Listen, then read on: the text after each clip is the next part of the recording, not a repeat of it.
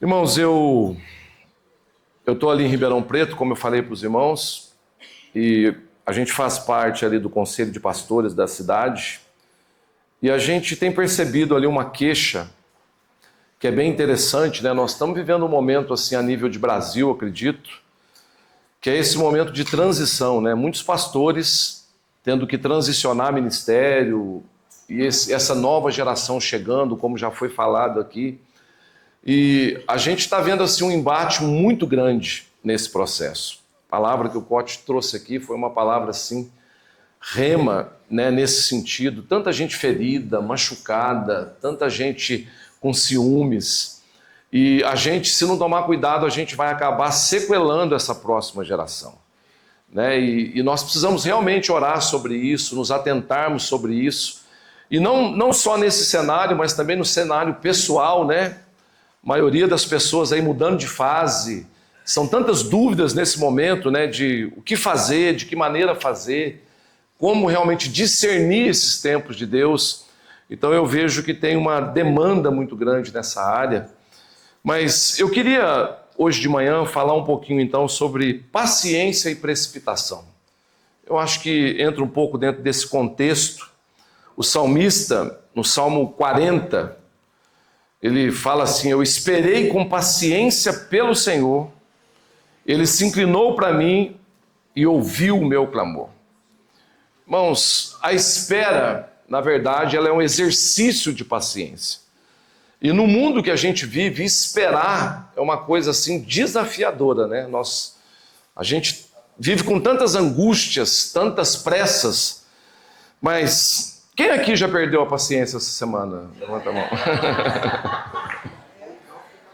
Quem aqui já perdeu a paciência hoje? Né? Tem gente que já acorda sem paciência, né? É terrível. Mas é um problema sério, né?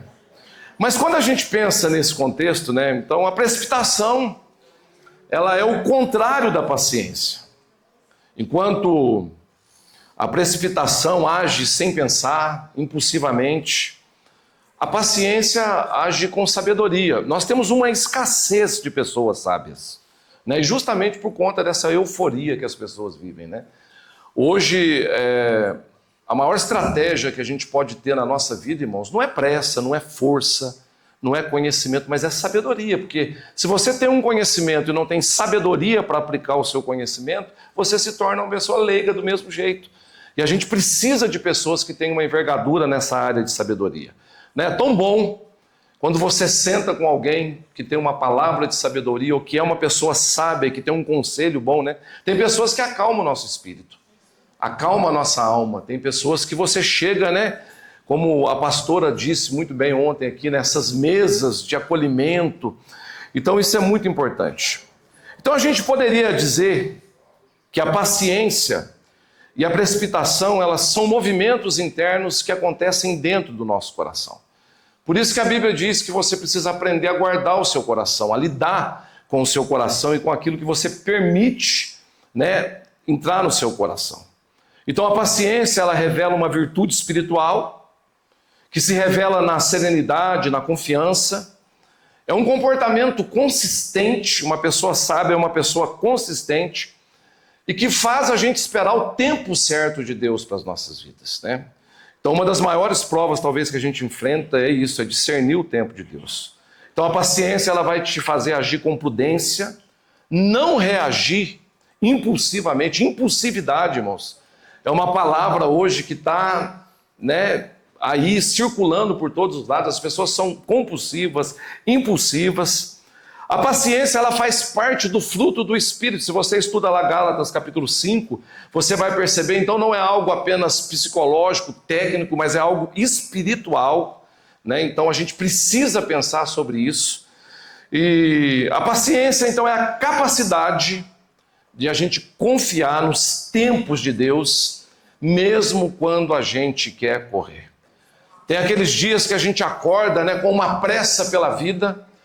achando que a gente pode acrescentar alguma coisa à nossa jornada, né?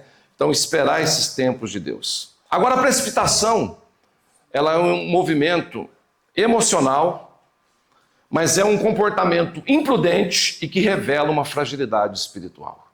Normalmente, pessoas precipitadas, elas foram afetadas aí no seu espírito de alguma forma. Então, a precipitação começa com esse sentimento interno de urgência, e aí vai para a ansiedade, mas rapidamente pode evoluir para um comportamento compulsivo, e a gente vê tanto pecado na área de compulsividade, e às vezes é o quê? Precipitação. A Bíblia diz que quem precipita, peca. É muito importante a gente pensar sobre isso. E quando você lê Provérbios, capítulo 19, a Bíblia fala que você não pode proceder sem você refletir. Se você fizer isso, né, se você não parar para pensar nas decisões que você está tomando, você corre um sério risco de pecar aí. Então, onde há precipitação, sempre há falta de paciência. E onde há paciência, não há espaço para precipitação. Paciência é aquela força silenciosa. E precipitação, aquela pressa impensada. São duas coisas aí opostas por natureza. A paciência é uma virtude rara e ela é capaz de ressignificar a nossa história e transformar a nossa jornada na Terra. Irmão, você quer encontrar paz de espírito? Começa a buscar paciência. Fala, Senhor, eu quero manifestar na minha vida esse fruto do Espírito que é a paciência. Isso é um lugar de paz, de descanso, né? De você poder descansar na presença de Deus. É tão interessante que a gente, às vezes, sempre está procurando essas soluções mágicas na nossa caminhada, né? Quem aqui não gostaria que a vida se resolvesse num passo de mágica? Às vezes a gente queria muito que fosse assim. Mas tem orações, irmãos, que Deus não responde, porque são orações burras mesmo que a gente faz. A gente não tem noção do que a gente está pedindo para Deus, né? Essa nossa pressa, na verdade, isso é um perigo. Agora, né? Talvez esse seja exatamente o tipo de desejo que, se Deus atendesse, ele retardaria em muito o nosso crescimento e o nosso amadurecimento. A vida precisa ser feita de processos, né? E toda vez que você atropela um processo, você não ganha tempo. Você perde muito tempo na sua vida. E tem muita gente presa nesse loop, nesse ciclo, né, de precipitar e voltar, e precipitar e voltar. Então, se existe algo que verdadeiramente vai nos amadurecer na vida, que vai fazer a gente crescer e se tornar pessoas sólidas, verdadeiras, é a gente aprender a esperar. Esperar em Deus. Então, partindo de um ponto de vista bíblico, que a precipitação pode amaldiçoar um direito adquirido, nós precisamos pensar, né, sobre a paciência. Irmãos, quantas coisas que é de Deus para a nossa vida, mas que na verdade não é o diabo que está amaldiçoando, não são as pessoas, é a nossa precipitação. A gente não consegue lidar com aquilo que Deus... Por isso, irmãos, que eu vejo que às vezes, né, tem algumas pessoas, Deus nem adianta muito os seus planos, porque senão vai matar essa pessoa do coração. Essa pessoa não vai dormir mais, né? Então Deus, ele vai falando com a gente à medida que a gente dá conta também. Então é de extrema importância a gente se atentar para o fato de que a precipitação carrega consigo uma maldição. A Bíblia diz que a posse antecipada de uma herança no seu fim não será abençoada. Essa é a maldição da precipitação. Você vai amaldiçoar aquilo que Deus está abençoando. Então, diante de uma temática tão importante, tão significativa para a nossa vida, você acha mesmo que Deus não ia permitir ou criar situações que exercitem a nossa paciência? É lógico, irmãos, esse é um caminho de Deus e que muitos de nós vamos andar por eles em vários momentos da nossa vida, e a gente precisa aprender a entender isso. Então, a resposta que é trazida aqui no Salmo 40, como que eu tenho que esperar em Deus? Né? O que eu faço quando eu estou esperando em Deus? É você ter paciência. A paciência, né, não é procrastinação, não é passividade, são coisas totalmente diferentes, mas é uma virtude que a gente precisa desenvolver na nossa vida. Então tem algumas respostas na nossa vida, queridos, que elas virão muito rápido. Tem outras respostas que vão demorar muito mais. Agora aqui tem um ponto interessante, porque normalmente tem algumas respostas que Deus quer nos dar na nossa vida, irmãos, que Ele precisa nos preparar para essas respostas. Não basta, irmãos, a gente ter um entendimento de que Deus tem um plano para as nossas vidas. Deus precisa nos preparar, irmãos, porque nós somos especialistas em estragar aquilo que Deus, irmãos, arruma. A gente o tempo todo está tentando bagunçar o que Deus está fazendo. Então Ele precisa nos preparar. Então quando eu busco uma resposta em Deus, eu preciso ter em mente uma verdade fundamental. Nem sempre Deus vai responder aquilo que eu gostaria que Ele respondesse. E a gente às vezes não sabe lidar com isso, irmãos. A gente acredita mesmo que a gente chega para Deus, né, com o nosso modelo de vida preparado, arquitetado, e dá uma manipulada, fala, está aqui, Senhor, e fala, e Deus vai dar uma carimbada e fala, amém, é isso mesmo. Às vezes, né, a resposta vai vir de maneira totalmente diferente. E talvez esse seja um dos maiores motivos de decepção hoje na vida de muitas pessoas, porque elas não compreendem ainda que Deus não está sujeito às nossas vontades. Ele é o Deus Todo-Poderoso, o Criador dos céus e da terra. Então, tem muitas situações em aberto nas nossas vidas, queridos, e que parece que Deus está em silêncio, mas não é que Deus está em silêncio. Deus já está falando há muito tempo. O problema é que Ele não deu a resposta que a gente esperaria que Ele desse, e por isso a gente acha que Ele não falou.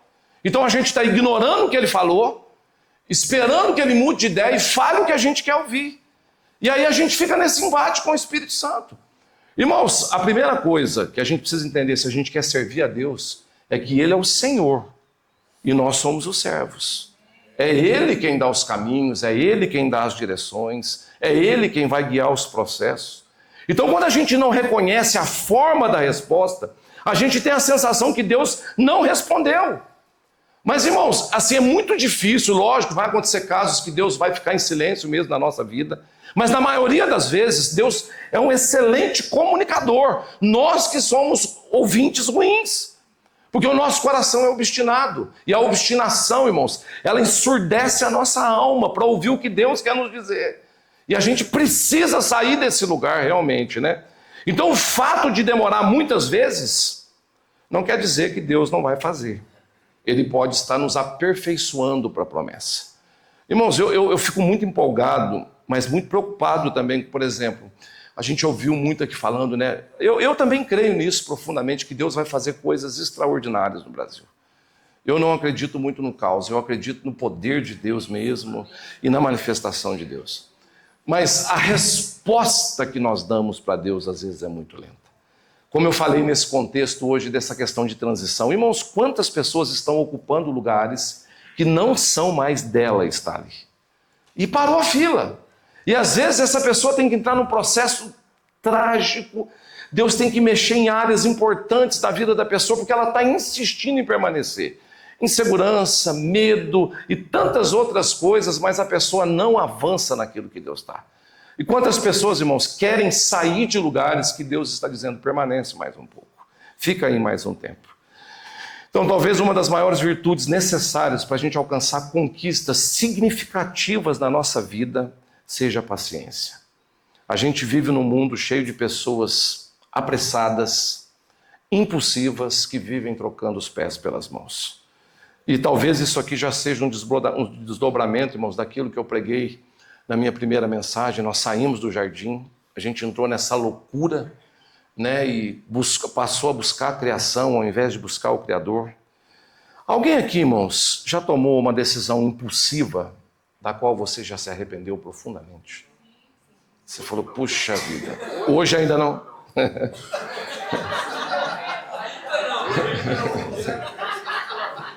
Ou você comprou algo que você não precisava, ou entrou no relacionamento antes da hora. Tudo isso porque você não teve paciência para esperar em Deus. Normalmente o preço dessas decisões, irmãos, costumam ser altos. Agora, quando se trata de uma compra, de uma coisa simples que você se precipitou, lógico, você vai ter que trabalhar, vai ter que pagar por tudo isso, você vai pagar o seu preço, você vai sentir. Mas com um pouquinho de esforço você vai lá e resolve a situação. Mas quando a gente está falando aqui, irmãos, da família, da casa, dos filhos, do propósito de vida e daquilo que Deus te chamou para fazer. Porque esses negócios, irmãos, são comportamentais. né? Ou você desenvolve uma paciência, manifesta uma paciência, ou você começa a ser essa pessoa, irmãos, desastrada na vida, precipitada. E isso vira um comportamento. Um comportamento que vai te cercando em todas as áreas da vida. Irmãos, e lógico, Satanás às vezes não tem muita pressa em destruir as nossas vidas, não. Ele quer fazer um serviço bem feito. E às vezes ele vai criando um caminho, irmãos. Assim como Deus tem caminhos para a nossa vida, o diabo tem. Quando a gente estuda sobre libertação, a gente aprende isso. Tem pessoas que o Satanás começou a investir na vida dessas pessoas, crianças, antes de serem geradas no ventre. Tinha uma história sendo construída ali.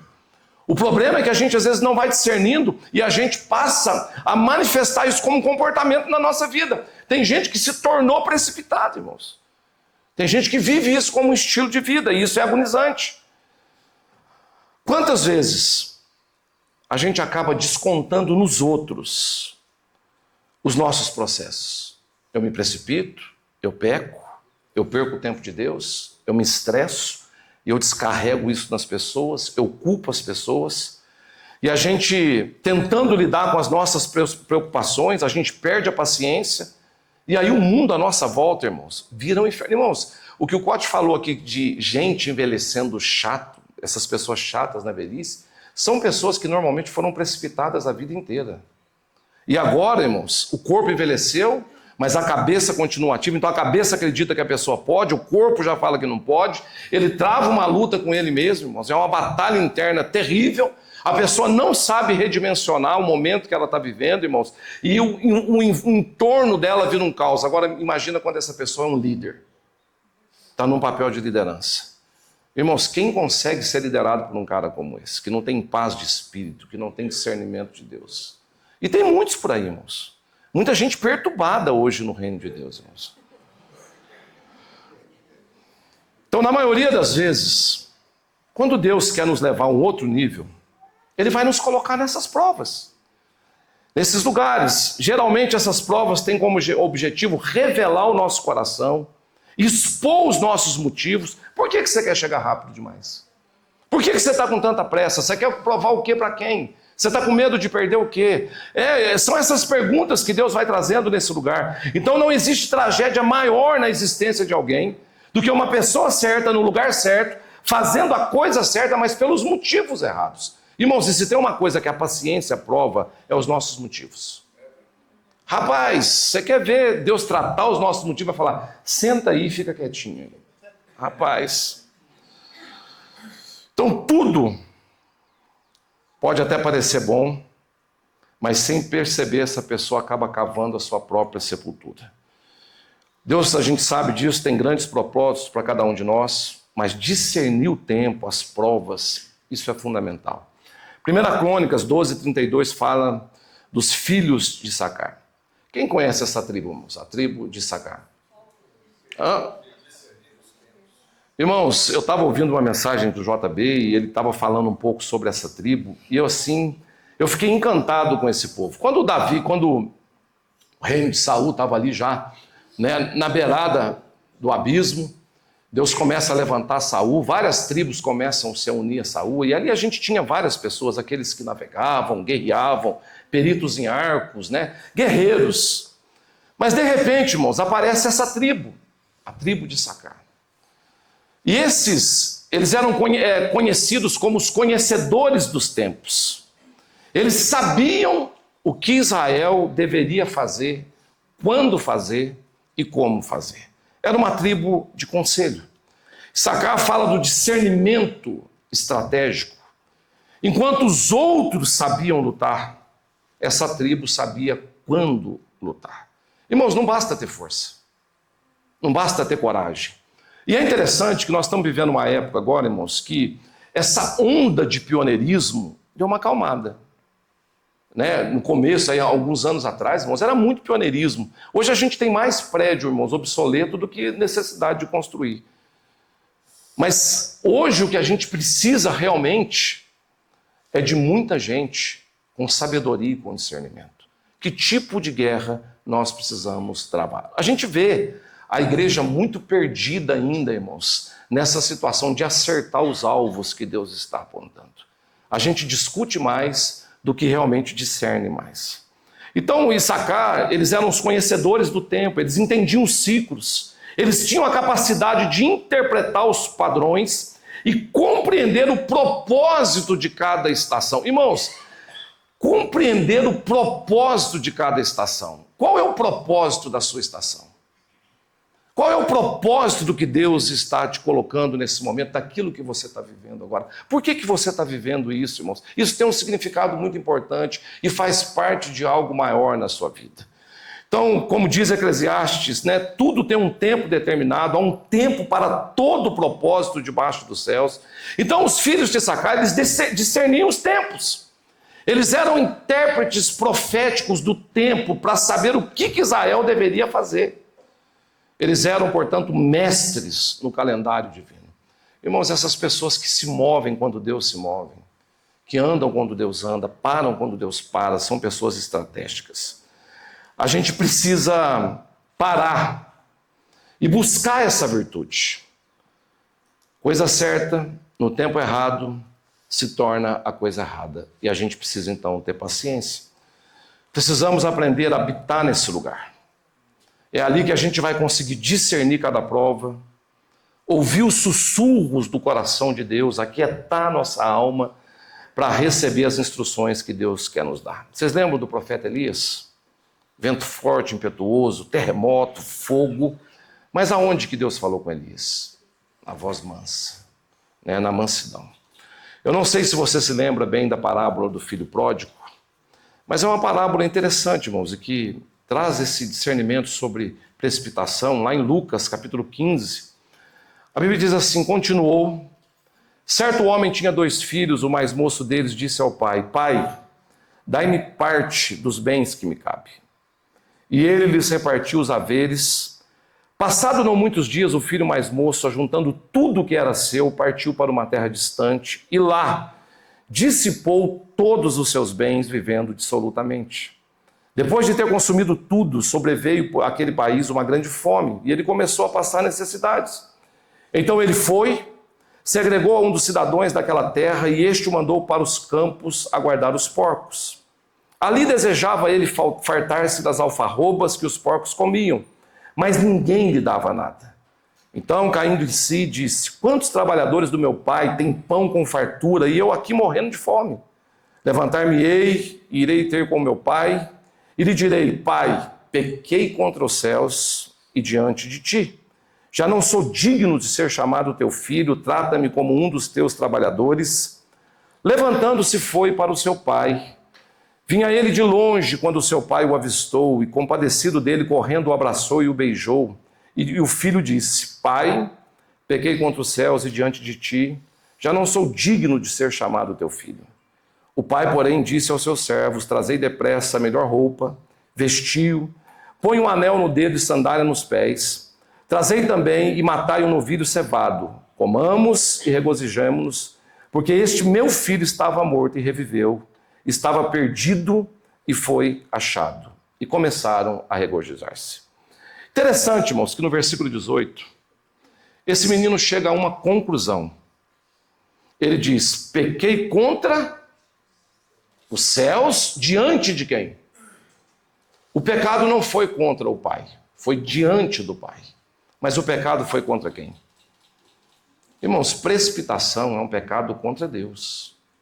Quando você troca os pés pelas mãos, você está pecando contra Deus. Agora, qual foi o pecado desse menino?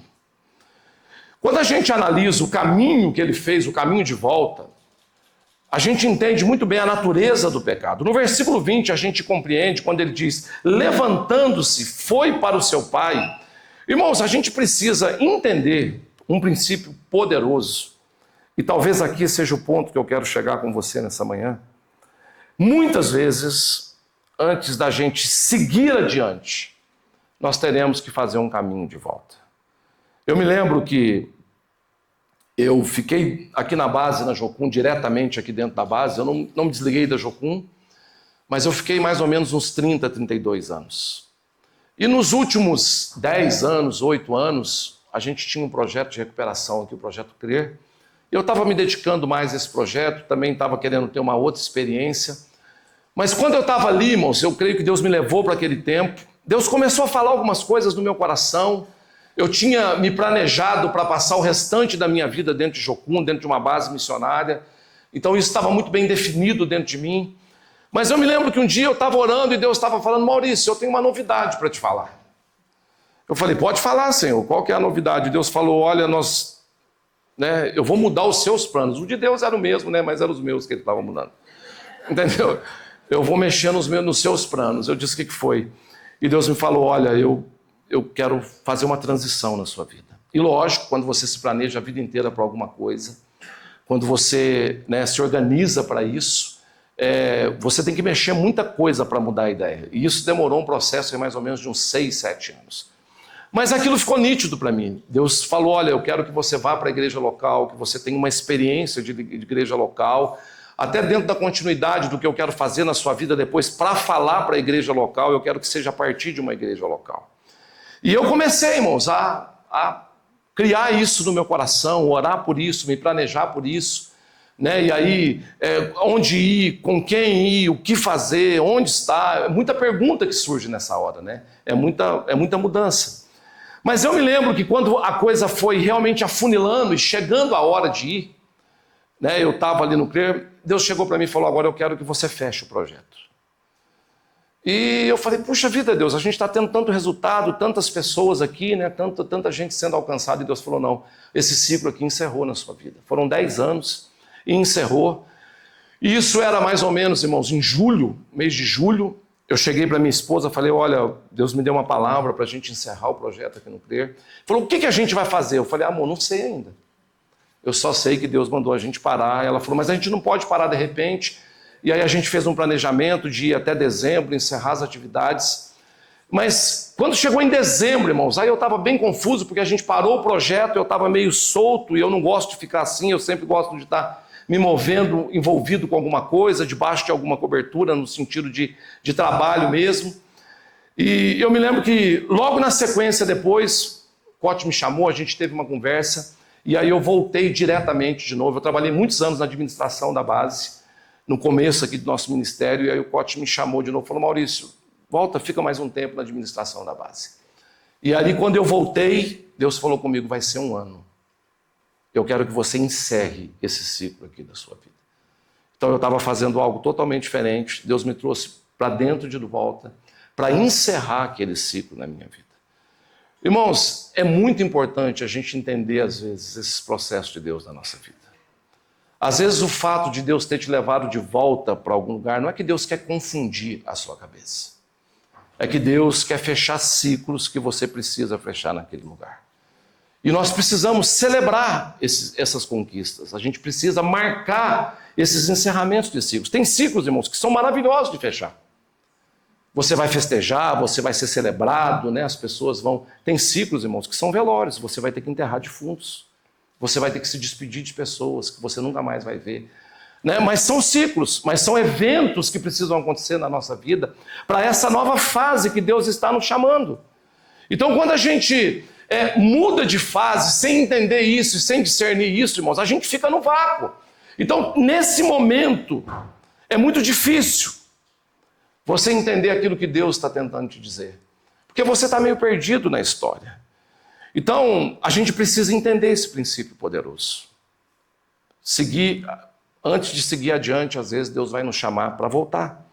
Então, uma das maldições da precipitação é que se a gente pensar assim, em acessar o nosso futuro, sem resolver o nosso passado, sem encerrar os ciclos onde nós estamos, isso será uma tragédia anunciada. Então, quando a gente olha lá para a travessia do Jordão, por exemplo, Paulo fala que aquele foi um momento de um batismo coletivo da nação de Israel. E eles precisavam fazer, era preciso fazer aquela travessia para o novo, deixando o velho para trás. Então o Jordão ali representou aquela linha de separação entre o passado e o futuro. Ela era a linha divisória entre o deserto e a promessa, a servidão e o reino. E é interessante, irmãos, que quando eles colocaram os sacerdotes, tocaram a planta dos pés no rio, as águas se separaram, assim como aconteceu quando? Lá no Mar Vermelho, quando o ciclo começou. quando a história começou. Então a repetição intencional agora que Deus está trazendo ali do milagre do Mar Vermelho, o Deus que abriu o caminho no início do ciclo, agora estava fechando o ciclo novamente, abrindo novamente o rio, dizendo, olha, essa fase na vida de vocês acabou. Cessou. O maná, comida 0800 agora, já era. Então o Jordão, o batismo, né, o sepultamento do velho Israel, o nascimento de uma nova geração, aquela geração que havia agora sido levantada por Deus, preparada para dar continuidade à promessa, irmãos. Mas é interessante como que Deus faz e a maneira que Deus faz aquilo ali. Então talvez antes de seguir em frente, a gente vai precisar ainda ser circuncidado. Imagina, você já tem uma caminhada longa com Deus, já passou por tantas coisas, de repente Deus fala, para tudo, vamos circuncidar todo mundo novamente. Gilgal é esse lugar, é o lugar onde isso acontece. E depois que aquele povo for circuncidado, irmãos, Deus diz, agora, hoje, eu revolvi de sobre vocês o opróbrio do Egito. Irmãos, depois de tantos anos, tantas batalhas, tantas pestes, maldições, deserto, Mar Vermelho, água da rocha, tantas batalhas, depois de tudo isso, quando aquele povo encerra esse ciclo, Deus fala, hoje vocês realmente estão libertos do Egito. Hoje vocês vão passar para a terra prometida. Às vezes a gente acha que está muito pronto diante de Deus, que está tudo muito certo. Mas escute, antes de você conquistar o que Deus tem para você conquistar daqui para frente, Deus vai precisar ter certeza do seu nível de aliança que você tem com Ele. Deus quer que você confirme a sua intenção no coração de que toda a glória será de Deus, que não resta mais nada de você nesse processo. Deus quer confirmar que a carne foi cortada na sua vida, que você já renunciou todos os ciclos que ficaram lá para trás, pornografia ou qualquer outra coisa, ciclos da carne, da mentira, da luxúria, do engano, da queda, do pecado. Irmãos, tem gente que chega, irmãos, mas chega pecando o tempo todo, caindo o tempo todo. Entenda, se nós conquistarmos essa nova fase da nossa vida, sem essa renovação da nossa aliança, irmãos, a nossa ocupação se tornará uma desgraça. Irmãos, é o que a gente vê por aí. Muita gente doente, mal resolvida, passando de fase, forçando lugares, irmãos, e vira um desastre no lugar onde ela chega. Então o interessante desse texto, irmãos, então é provável que Deus nos levará a lugares, a pessoas, a situações que ficaram pelo caminho. Quando a gente fala de voltar 1 ano, irmãos, voltar 2 anos, voltar no lugar, aqui Deus pode promover reencontros, irmãos, que serão saradores e edificadores na nossa vida para um novo processo. Então esse texto fala que o filho pródigo pecou diante do pai, mas pecou contra Deus. Sabe qual que é a tradução da palavra céu usada aqui? Sede da ordem das coisas eternas e consumadamente perfeitas. A precipitação, ela é uma tentativa de mudar a ordem eterna das coisas. É um apelo à desordem, ao caos. E Deus não age na desordem, Deus não cria na desordem. Irmãos, não adianta a gente forçar a barra com o Espírito Santo. Não adianta a gente tentar mudar aquilo que Deus planejou e a maneira que Ele planejou. Irmãos, Deus não está preocupado com a obra que a gente faz, Deus está preocupado com a obra que a gente é. Nós somos a obra de Deus. Esse, é o foco de Deus. Então, quando a gente precipita, a gente está reescrevendo a nossa eternidade. Então você pode estar mudando totalmente a rota da sua vida. Você pode estar amaldiçoando aquilo que Deus estava abençoando. Sabe que muitas coisas que aparentemente têm tudo para dar certo na nossa vida, tem palavra de Deus, tem testemunho das pessoas, mas por algum motivo não está dando certo, está dando errado. Aí a gente culpa pessoas, culpa o diabo, faz a campanha das 7 cabeçadas na cruz, a gente faz de tudo, É que a gente está pagando, às vezes, irmãos, o preço pela nossa precipitação. Precipitação cria um ambiente de desordem. E simplesmente a gente não respeitou o processo de Deus. E aí Deus coloca a mão no nosso peito e fala: você não vai parar? Eu vou te parar. Então, se é uma promessa, ela vai se cumprir. O problema, irmãos, não é a promessa. O problema é nós que não estamos prontos. A gente precisa gastar mais energia, né, nos preparando do que culpando as pessoas. A nossa precipitação, muitas vezes, ela vai ferir pessoas, machucar pessoas. Escute, precipitar é um pecado contra Deus, é um atestado de independência. Sabe qual foi a sedução do jardim, irmãos? Imagina, Eva num ambiente perfeito, tranquilo, Deus se relacionando com Adão ali, irmãos, constantemente.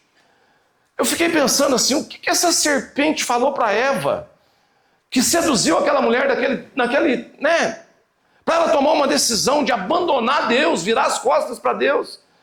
Eu até pensei que a serpente falou assim: não, se você comer da fruta, você vai emagrecer uns 25 quilos. Aí ela não aguentou e cedeu, né? Mas não foi.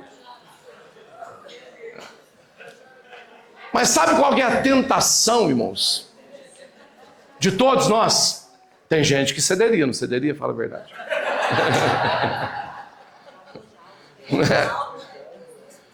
Irmãos, qual que é a tentação de todos nós hoje? É a independência. Você vai ser igual a Deus. Você não precisa mais depender dele. Você pode caminhar sozinho. O problema de esperar, irmãos, é que nos faz depender de Deus. A nossa luta de esperar é que a gente tem que depender de Deus. Ele que dá o tempo, ele que fala a hora, ele que fala como que vai ser. E a gente vive nessa luta o tempo todo. Então, quando ela vislumbrou uma oportunidade de andar por ela mesma e de viver a vida dela, irmãos, sabe o que Deus falou? O nome daquela árvore? A árvore do conhecimento do bem? Tem coisa, irmãos, que a gente não precisa saber, que Deus não quer que a gente saiba. Mas a gente quer saber, irmãos. E tem coisas que, se a gente souber, vai destruir a nossa vida. Vai acabar com a nossa história. Tem informações que virão para a nossa vida, irmãos, no tempo certo, no tempo de Deus. Essas informações vão chegar e elas vão fazer parte da nossa vida. Tudo que você não sabe agora é porque você não precisa para esse momento. A gente vive caçando o chifre na cabeça. Por isso, irmãos, eu não tenho nada contra o ministério profético. Mas cuidado, irmãos, ficar correndo atrás dos outros aí, procurando palavras. Você vai escutar coisas, irmãos, que você não está preparado para escutar nesse momento. E isso é uma armadilha de Satanás. Isso é um golpe, irmãos. Então a precipitação, ela é a coroação do nosso orgulho e da nossa justiça própria. A gente precisa pensar sobre isso. Tem muita gente parada, estagnada, remoendo fases, amarguradas. E aqui duas coisas podem estar acontecendo: ou o inimigo está te oprimindo, ou Deus está querendo te ensinar algo. Falou: não, você não vai sair daqui. É interessante perceber que antes de Jesus falar sobre o filho pródigo, ele está falando sobre várias outras parábolas. Ele fala sobre a parábola da ovelha perdida, da dracma perdida. E Jesus está construindo, lógico, aqui, irmãos, um raciocínio, um entendimento. Jesus está tentando trazer aqui justamente esse entendimento de resgate.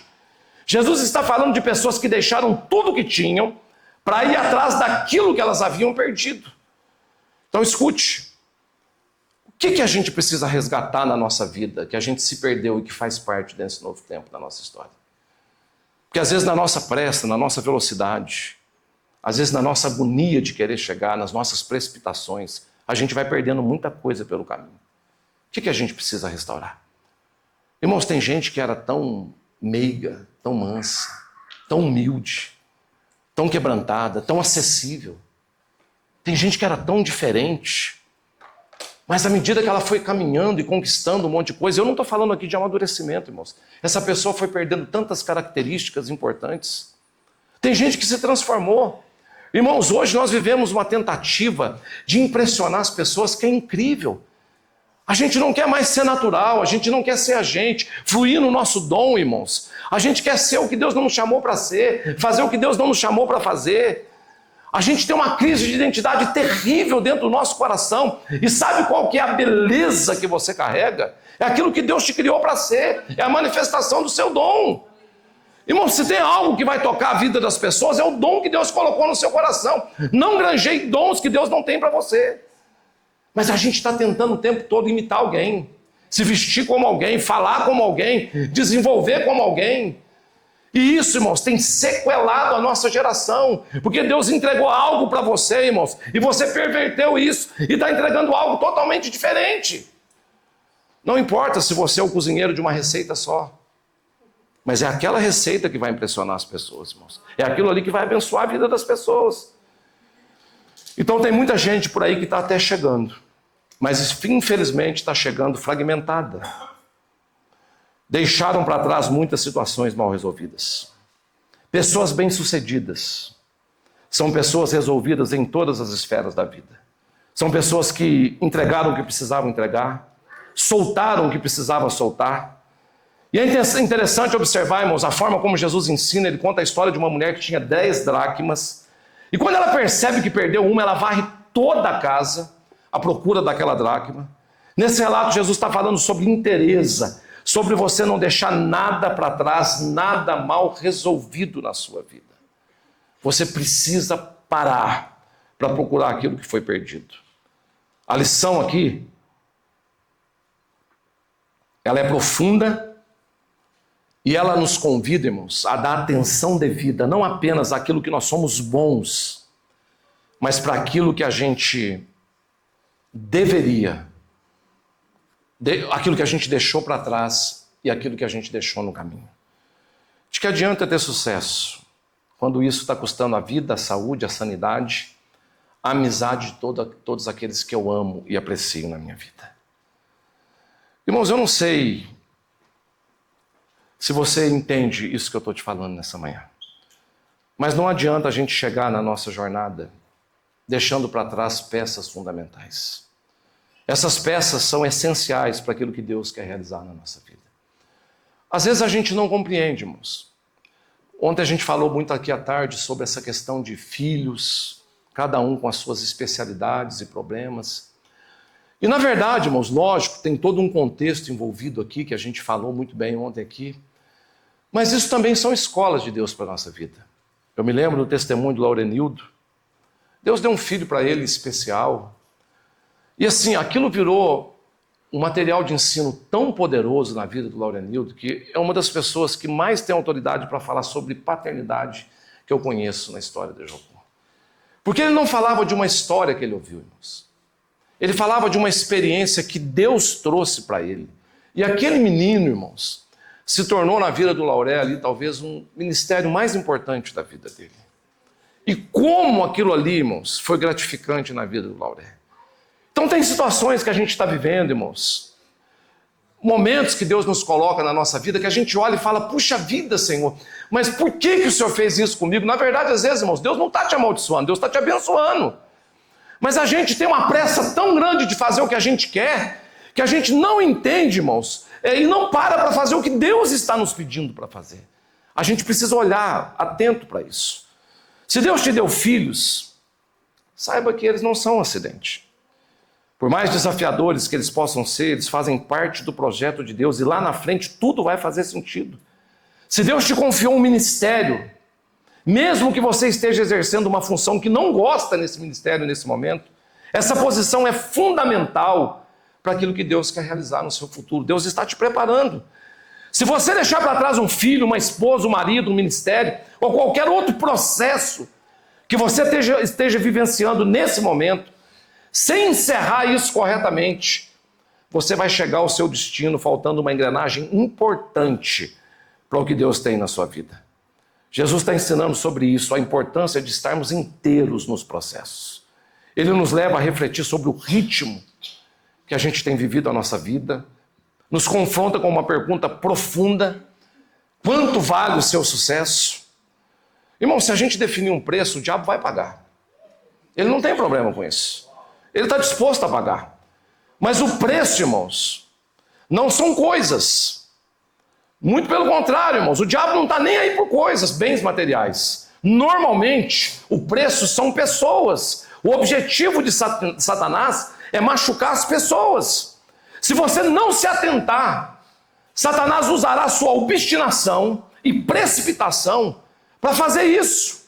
Não se engane. Se alguma parte na sua vida está incompleta, isso afetará toda a sua vida.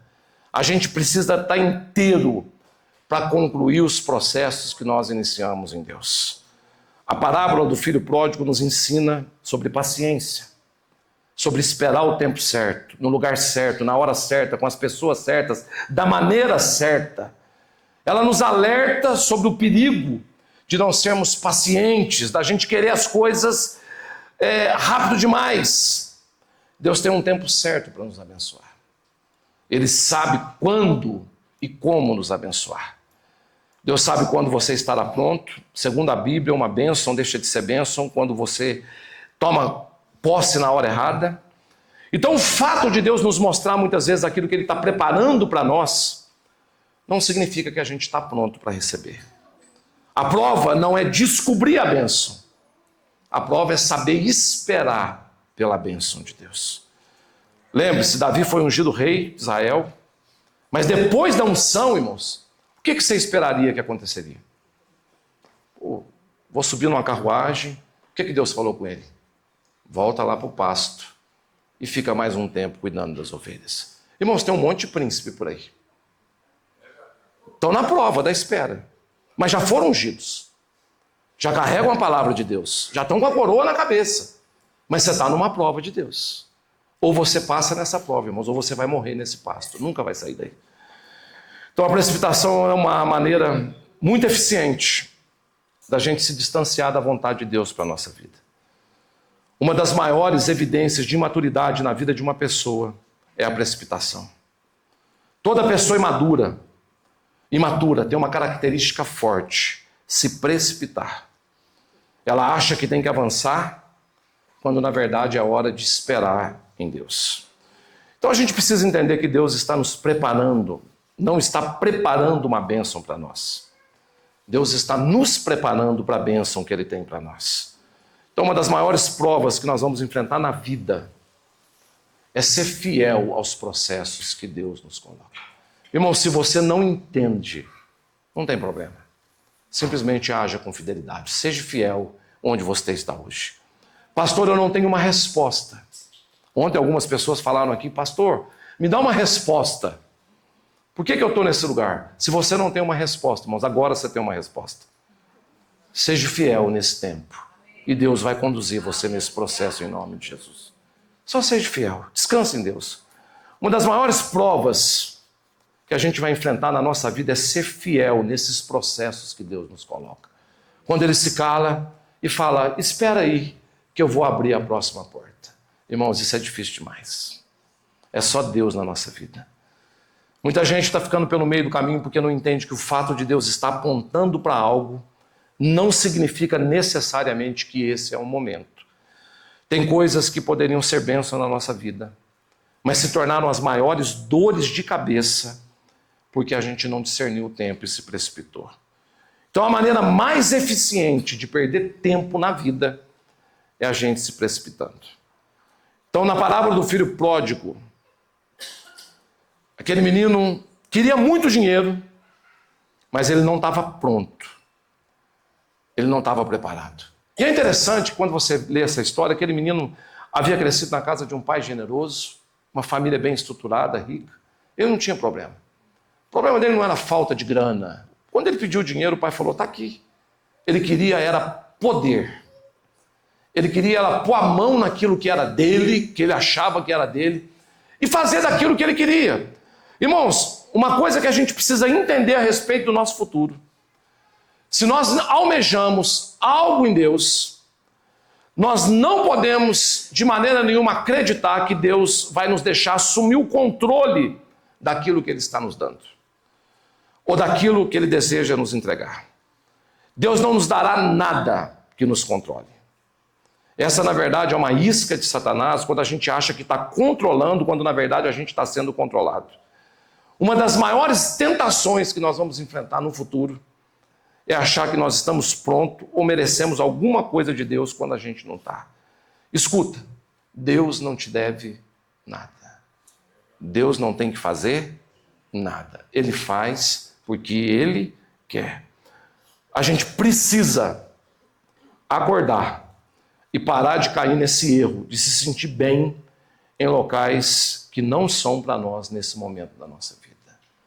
A gente tem que sentir um desconforto, voltar para onde Deus quer que a gente esteja, ficar lá e ouvir a próxima direção em nome de Jesus. Amém?